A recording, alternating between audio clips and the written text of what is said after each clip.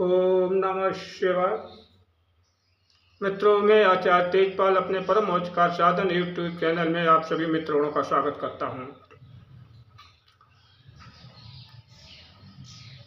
आज की चर्चा का विषय बड़ा अद्भुत एवं ज्ञानवर्धक है। वो क्या है कि गायत्री मंत्र पर विवाद क्यों होता है। गायत्री मंत्र किसी के बाप की बपौती नहीं है। इसे स्त्रियां भी जाप कर सकती हैं।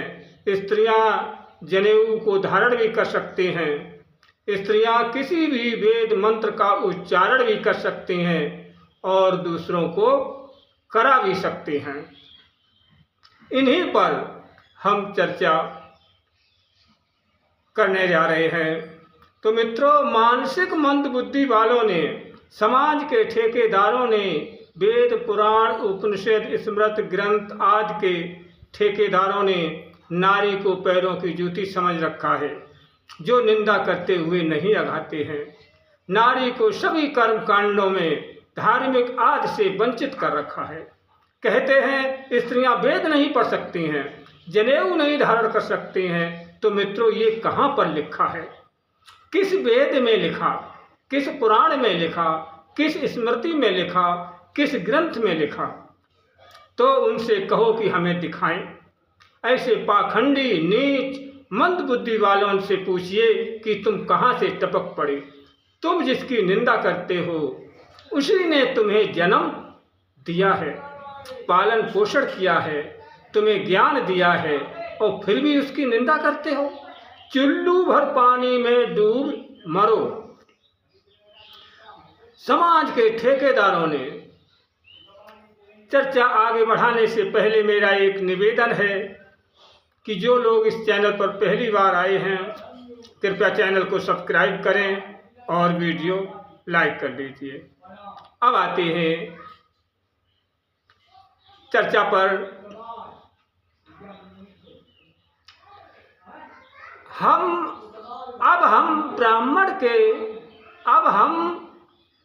प्रमाण के तौर पर आपको बताऊंगा कि स्त्रियां वेद पढ़ सकती हैं,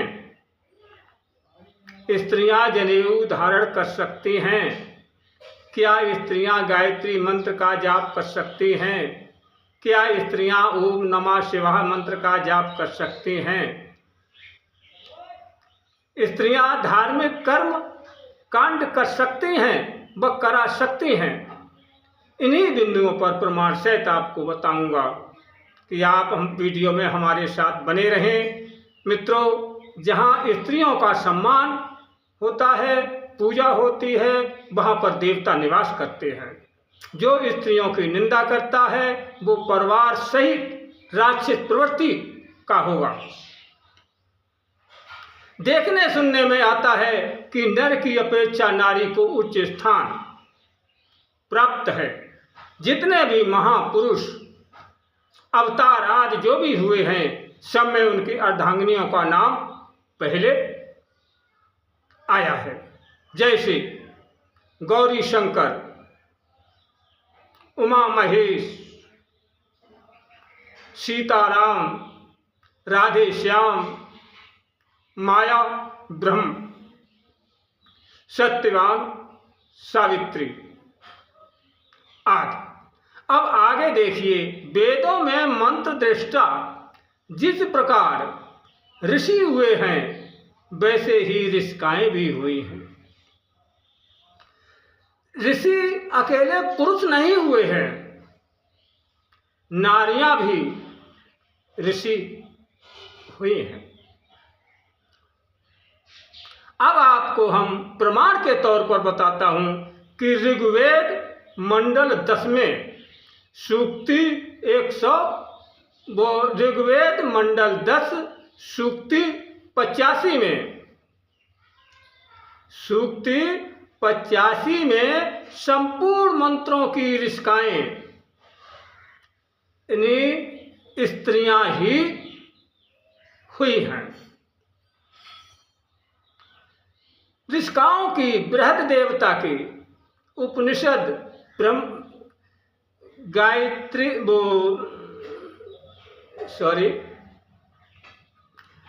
ऋषिकाओं की सूची बृहद देवता के दूसरे अध्याय में इस प्रकार है। जैसे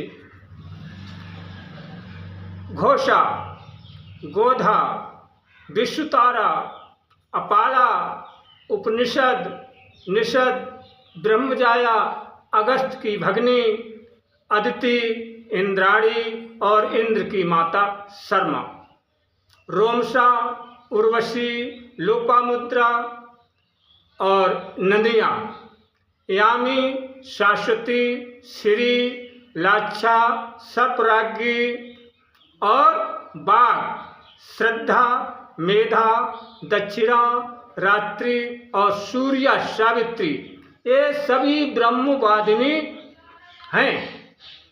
ऋग्वेद मंडल 10 सूक्त 134, 39, 40, 91, 95, 107 और 154, 159 और 189 आदि सूक्तों की ऋषिकाएं ये नारियां ही तो हैं।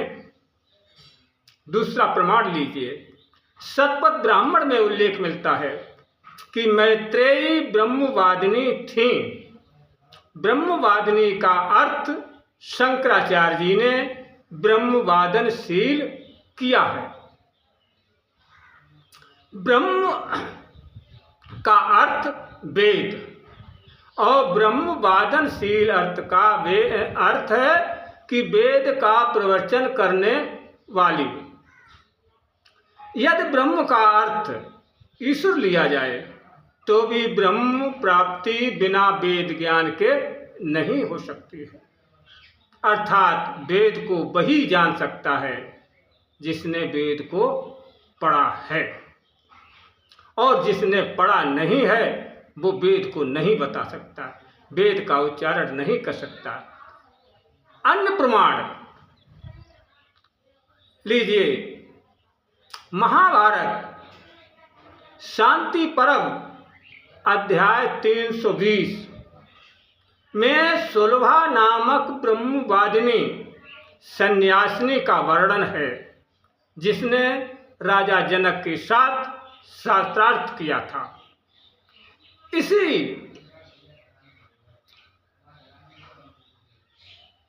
अध्याय के श्लोक में सुलभा ने अपना परिचय भी दिया। उसका क्या परिचय था कि मैं क्षत्रिय कुल में उत्पन्न सुलभा हूँ। मुझे मेरे अनुरूप पति न मिलने पर मैंने गुरुओं से शास्त्रों की शिक्षा ग्रहण की और सन्यासिनी बनी। इतने ही प्रमाण उन धर्म के ठेकेदारों के लिए, उन धर्माचार्यों के लिए पर्याप्त होंगे जो नारी को नीचा दिखाने का, साधना मंत्र आदि जाप से वंचित करने का की जो कोशिश करते हैं। इसके साथ ही साथ में मैं आपको एक प्रचलित कथा और बता रहा हूँ कि जितने भी जो धर्म के ठेकेदार हैं, धार्मिक अनुष्ठानों के जो ठेकेदार हैं, वो जब कहीं भी कथा भागवत आदि करने जाते हैं तो बताइए वहाँ पर किसकी भीड़ हुआ करती है? वहाँ पर महिलाओं की भीड़ होती है, सबसे ज़्यादा महिलाएं ही होती हैं। और महिलाएं कभी खाली नहीं जाती हैं, वो कुछ न कुछ लेकर के कथा प्रांगण में जाते हैं। जैसे वस्त्र, फल, मेवा मिष्ठान आदि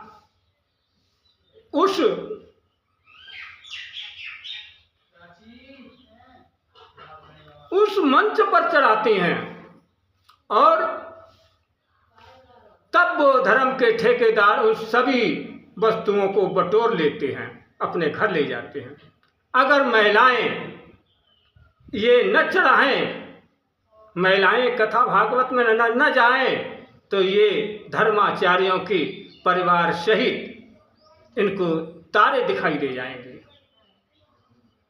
इसलिए हमारा यही कहना होगा कि कभी भी महिलाओं की निंदा मत करिए, कि महिलाओं को सभी अधिकार बराबर है।